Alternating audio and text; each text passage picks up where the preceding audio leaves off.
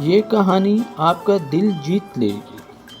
ایک دفعہ کا ذکر ہے، ایک گاؤں میں ایک ننھا سا لڑکا رہتا تھا، نام تھا علی۔ 14 اگست آنے والا تھا، لیکن علی کے پاس جھنڈا خریدنے کے پیسے نہیں تھے۔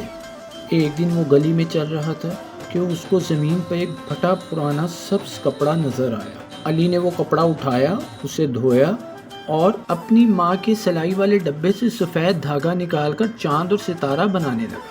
رات بھر وہ چھوٹے چھوٹے ٹانکے لگاتا رہا۔ جب صبح سورج نکلا اور پرندے چہچہانے لگے، علی نے وہ جھنڈا اٹھایا اور ایک اونچی چٹان پر جا کر سب کو دکھانے لگا۔ پورے گاؤں کے بچے حیران تھے کہ یہ جھنڈا بازار والے جھنڈوں سے بھی خوبصورت کیوں لگ رہا ہے۔ علی نے مسکرا کر کہا، کیونکہ اس میں پیسے نہیں، دل لگا ہے۔ گاؤں کے بزرگ بولے، بیٹا، پاکستان اسی جذبے سے بنا تھا، محنت، محبت اور قربانی سے۔